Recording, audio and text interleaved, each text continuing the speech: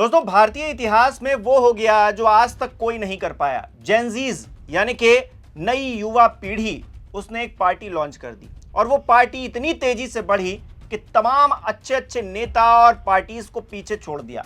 उसकी fan following ने internet पर धमाल मचा दिया। मिलियंस ऑफ फॉलोअर्स कुछ ही दिन में हो गए। ऐसा आज तक कभी नहीं देखा गया और कभी हुआ भी नहीं। लेकिन सोशल मीडिया की यही तो ताकत है दोस्तों। लेकिन इस ताकत को देखकर कुछ लोगों के पेट में मरोड़ उठ रही है, दर्द हो रहा है, उनको दिक्कत हो रही है, तकलीफ हो रही है कि आखिरकार ये जो कचरा भर गया है हमारे सिस्टम में, हमारे लोकतांत्रिक व्यवस्था में, उस पर सवाल कैसे खड़े किए जा सकते हैं, उस पर सफाई कैसे की जा सकती है, कोई समस्या का समाधान कैसे ढूंढ सकता है, क्योंकि हमें तो उस कचरे में रहने की आदत हो गई है। तो हुआ क्या कि उस अकाउंट को ही बैन कर दिया गया जिस पर मिलियंस ऑफ लोग जुड़ चुके थे। तो अपने आप में सवाल खड़ा होता है कि सरकार की नीयत क्या है। सरकार की नीयत क्या सिस्टम को साफ करने की है, इस लोकतांत्रिक व्यवस्था को सुचारू रूप से चलाने की है, या फिर सवाल उठाने वाले को ही बैन कर देने की है, उसकी आवाज को ही दबा देने की है। लेकिन अभिजीत, जो कि फाउंडर हैं कॉकरोच जनता पार्टी के, उन्होंने एक नया अकाउंट बनाया और नए अकाउंट पर भी देखिए घंटों में, जी हां घंटों में हजारों लोगों ने फिर से फॉलो कर लिया और लगातार फॉलोइंग बढ़ती जा रही है। इंस्टाग्राम पर जो अकाउंट था उसको भी हैक करने की कोशिश की गई थी, यह जानकारी भी अभिजीत की तरफ से दी गई है।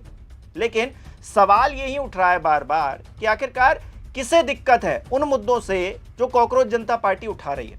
अब कॉकरोच जनता पार्टी क्यों बनी? पार्टी इसीलिए बनी क्योंकि सीजीआई ने युवा पीढ़ी को कॉकरोच की तरह बता दिया, तिलचट्टे की तरह बता दिया। क्या देश के युवा तिलचट्टे हैं? बड़ा सवाल है। लेकिन तिलचट्टों की एक खासियत होती है दोस्तों, वो अपने आप को बचा कर रखते हैं।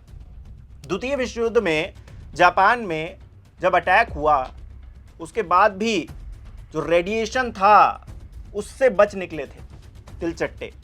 जी हाँ, अपने आप में बहुत बड़ी बात है दोस्तों कि परमाणु हमले के रेडिएशन को भी उन तिलचट्टों ने झेल लिया था, जबकि तबाही का मंजर हर तरफ देखने को मिल रहा था।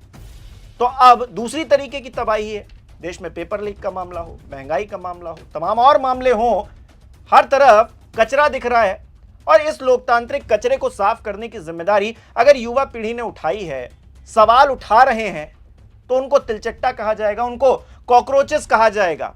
और जब वो स्थापित होने लगेंगे, यानी कि लोगों का समर्थन उनको मिलने लगेगा, ये सारी चीजें एक केंद्रित होने लगेंगी, तो फिर उनको बैन कर दिया जाएगा। उसकी आवाज को दबाने के लिए एन केन प्रकारेण साम दाम दंड भेद की जो है चीजें अपनाई जाएंगी। तो अपने आप में कहीं ना कहीं ये सही परिस्थिति नहीं लगती है। लेकिन फिर भी हार मानने वाले कहां हैं? जेनजीज ने फिर से नया अकाउंट बनाया और उस अकाउंट पे भी लोग लगातार जुड़ते चले जा रहे हैं। जो मैनिफेस्टो है इनका, ये बड़ा दिलचस्प है दोस्तों। इस मैनिफेस्टो को आपको देखना चाहिए और समझना चाहिए कि आखिरकार ये बैन करने की नौबत क्यों आई है, ये रीओपन नया अकाउंट खोलने की जरूरत क्यों पड़ी है। इसके पीछे भी एक बहुत बड़ा कारण है ये मैनिफेस्टो। इनका जो 5 पॉइंट एजेंडा है उसमें पहला नंबर ये है, no post retirement rewards for जजेस। आज तक तो हमने कई मामले देखे हैं जहां पर जजेस पहले फैसले देते हैं अदालत में बैठकर और उसके बाद राज्यसभा चले जाते हैं। किसी पार्टी की निगाह उन पर अच्छी होती है, इसी वजह से किसी पार्टी के साथ उनके संबंध अच्छे होते हैं, इसीलिए। ये आज से नहीं, पहले से भी हो रहा है, तमाम पहले भी उदाहरण है।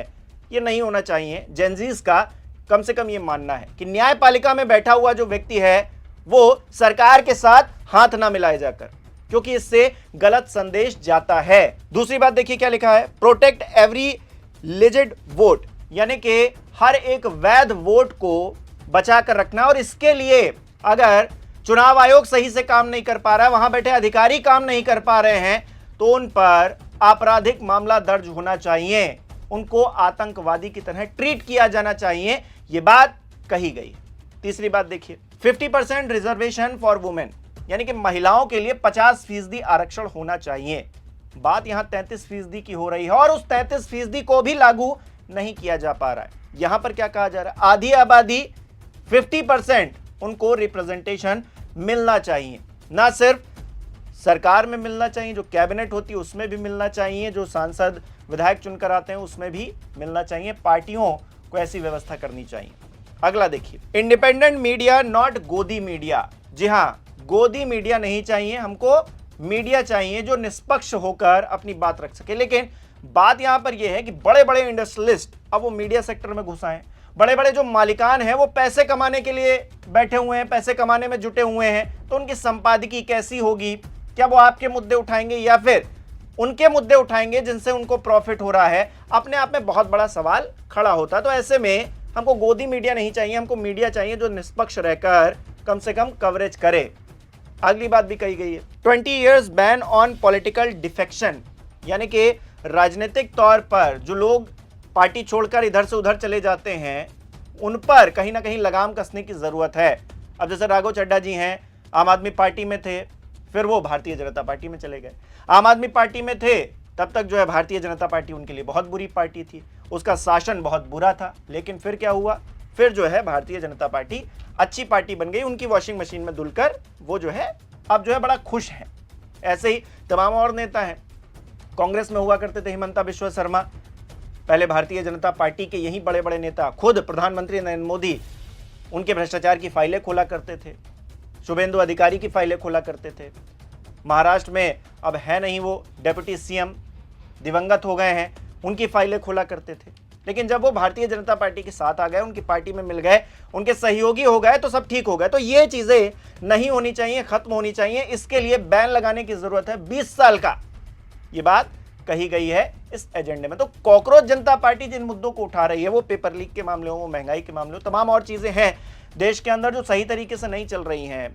कहीं ना कहीं कुछ लोगों को लग रहा है कि ये चीजें सही कैसे हो सकती हैं, इससे तो हमको प्रॉफिट हो रहा है, या फिर इससे जनता को अगर कोई दिक्कत हो रही है तो उनको कोई दिक्कत नहीं है, तो इसलिए उनको उस पर ध्यान देने की कोई जरूरत महसूस नहीं होती है। अब देखिए पेपर लीक का मामला, बड़े बड़े नेता, उनके तो बच्चे बाहर पढ़ रहे हैं, क्योंकि उनके पास पैसे हैं तो वो पैसा खर्च करते हैं। अब जितनी सैलरीज उनकी हैं उस हिसाब से तो वो नहीं पढ़ा सकते हैं बाहर, बावजूद इसके वो किस तरह से पढ़ाना है पूरा देश जान रहा है। लेकिन देश को उस बात में भी इंटरेस्ट नहीं है कि आप अपने बच्चों को कहां पढ़ा रहे हैं। कहना तो ये है कि यहाँ के स्कूलिंग, यहाँ की जो यूनिवर्सिटीज हैं, यहाँ की जो व्यवस्था है उसको तो दुरुस्त कर दो, यहाँ तो पेपर लीक मत होने दो। लेकिन क्या है, वो भी नहीं कर पा रहे हैं। क्यों? क्योंकि अनदेखी है, क्योंकि खुद के बच्चे नहीं हैं। जब खुद व्यवस्था में उनके बच्चे शामिल होंगे तो फिर उनको दर्द होगा कि भाई ये हमारे बच्चे का भविष्य भी है। तो यहाँ पर हर कोई अपनी अपनी बात कर रहा है, तो फिर इसीलिए शायद फर्क नहीं पड़ता है। दोस्तों, आज सत्ता की आंखों में आंखें डालकर पत्रकारिता करना मुश्किल हो गया है। हम पर मुकदमों से लेकर चैनल को बंद कराने तक का दबाव बनाया जा रहा है। मुश्किल दौर है, लेकिन हम हार नहीं मानेंगे। इसीलिए 4 PM को ज्यादा से ज्यादा ज्वाइन करें और स्वतंत्र पत्रकारिता को जिंदा रखने के लिए जितना हो सके हमारा आर्थिक सहयोग करें। उम्मीद है कि आपके सपोर्ट से ये जंग हम जीत कर रहेंगे। महंगाई से नेताओं का क्या फर्क पड़ता है? महंगाई से नेताओं को कोई दिक्कत होती है क्या? उनकी रोजी रोटी पर कोई आंच आती है क्या? लेकिन आम जनता की आती है तो आती रहे।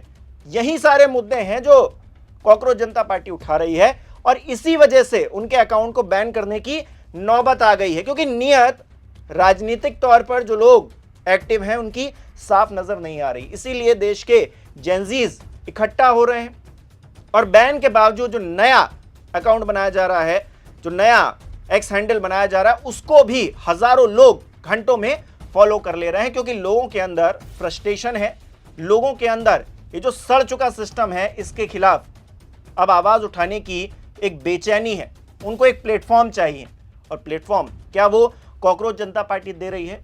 एक बड़ा सवाल खड़ा होता। आप किस तरह से देख रहे हैं इस बैन को, बैन के बाद एक नई शुरुआत को, और उस शुरुआत में जुड़ते युवा पीढ़ी के लोगों को? कमेंट करके जरूर बताइएगा। इस वीडियो को लाइक करना, शेयर करना मत भूलिएगा। हमारे चैनल को सब्सक्राइब नहीं किया तो वो भी जरूर कीजिएगा। आप हमें सहयोग भी कर सकते हैं ज्वाइन बटन पर क्लिक करके। बहुत बहुत धन्यवाद।